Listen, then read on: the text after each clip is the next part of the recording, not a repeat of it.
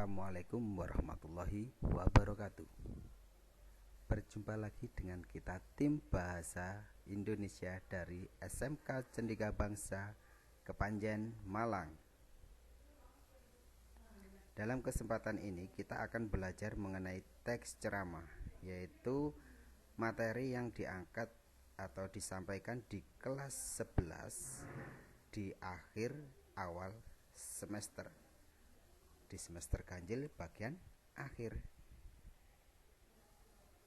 Sebelum kita lanjut ke dalam materi, tidak bosan-bosan kami memperkenalkan diri. Tim Bahasa Indonesia terdiri dari 3 orang, yaitu ada Budian Rana, Pak Doni Rahman, dan yang ketiga adalah Bu Dwi Hajarianti. Ketiga orang ini sama-sama lulusan Universitas Negeri Malang. Masuk ke dalam pengertian.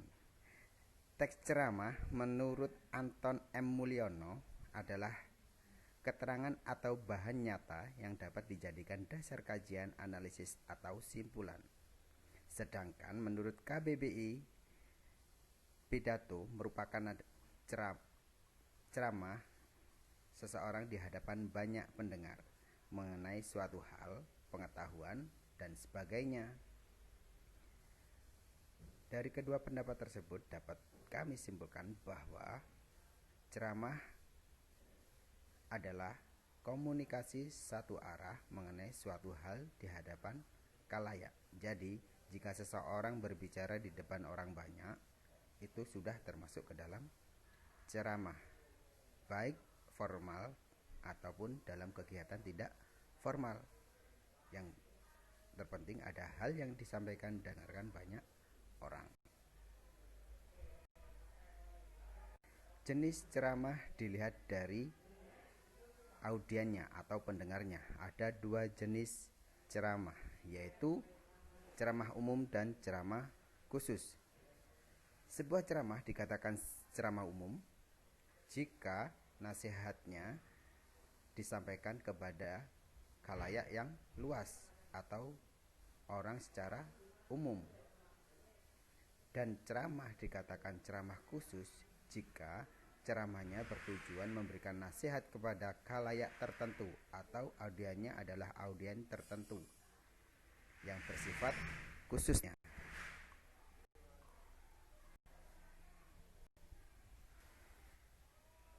Ciri-ciri ceramah ada 2, yaitu adanya seorang pembicara dan sekelompok pendengar yang sudah disiapkan.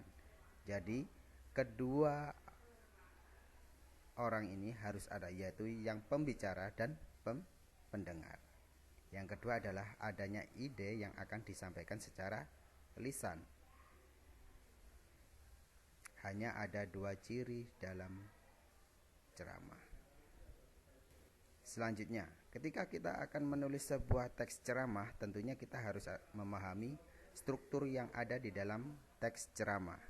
Teks ceramah sendiri terdiri dari 3 tahapan. Yang pertama adalah pendahuluan, yaitu biasanya berisikan pembuka berupa ucapan terima kasih atau salam. Dan diakhiri di dalam pendahuluan ini diberikan pengenalan topik. Seumpamanya kita mengangkat sebuah tema sabar, bisa disampaikan dalam kesempatan ini saya akan membahas mengenai sabar. Seperti itu contohnya. Berikutnya adalah mengenai isi. Isi berisi materi yang dibahas, pendapat pembicara, alur pembicaraan yang urut, dan referensi dari pendapat yang disampaikan. Referensi ini bisa diambil dari berbagai sumber, bisa dari buku, internet, televisi, atau fenomena-fenomena yang terjadi di sekeliling kita. Yang terakhir di dalam struktur teks ceramah adalah penutup. Bisa berupa menyimpulkan kembali apa yang disampaikan dalam isi atau memberikan nasihat-nasihat penting mengenai apa yang dibahas di dalam isi.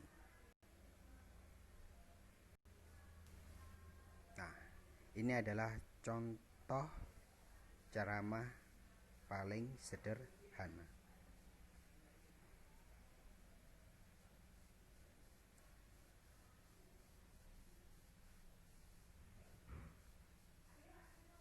Menurut strukturnya, salam sampai hadirin itu adalah pembuka. Dan isi di awal dari kalimat pertama di paragraf pertama sampai di paragraf kedua itu adalah isi, yaitu menceritakan atau membahas, menjabarkan mengenai apa itu yang dinamakan sabar. Dan di akhir tutupan salam itu adalah penutupnya.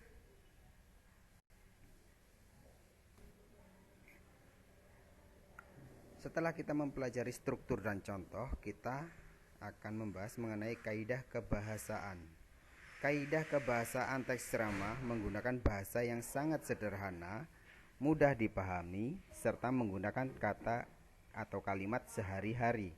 Jadi kita harus menyesuaikan bahasa yang digunakan ketika ceramah dengan bahasa yang biasa dipakai oleh pendengarnya. Harus sesuai dengan bahasa yang biasa digunakan oleh pendengar, agar mereka, tujuannya adalah agar mereka memahami apa yang disampaikan pada saat ceramah.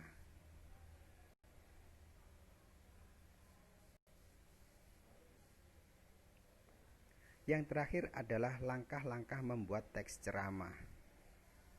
Ketika kita ingin membuat sebuah teks ceramah, kita tidak akan langsung membuat teks ceramah secara keseluruhan. Pastinya ada beberapa tahap yang harus kita lakukan. Yang pertama, menentukan tema. Cara menentukan tema di dalam ceramah, kita harus menyesuaikan siapa yang akan mendengarkan ceramah ini nanti. Kita harus menyesuaikan topiknya apa, tentang apa, seperti itu. Yang kedua adalah mencari atau mengumpulkan informasi. Contohnya, ketika kita menentukan tema kesehatan, nah, kita harus mencari referensi mengenai kesehatan. Yang ketiga adalah menyusun draft teks ceramah. Tentunya kita akan menyesuaikan teks ini ke dalam 3 struktur yang kita bahas di awal. Ada pembuka, ada isi, dan ada penutup. Yang keempat adalah mengembangkan draft menjadi teks ceramah secara utuh, yaitu mengembangkan dari isi yang akan disampaikan tadi harus melalui berbagai unsur, mulai dari pengertian, referensi, pendapat seseorang, semuanya dikumpulkan atau dirangkai di dalam isi ceramah menjadi berbagai poin-poin. Yang terakhir adalah menulis teks sesuai dengan prosedur, ya, seperti struktur teks ceramah yang kita bahas sebelumnya. Oke, itu adalah teks ceramah. Mungkin semoga apa yang kita sampaikan ini bermanfaat bagi kita semua. Jangan lupa kalian untuk mensubscribe link ini. Komen-komennya juga ditunggu ya. Terima kasih. Wassalamualaikum warahmatullahi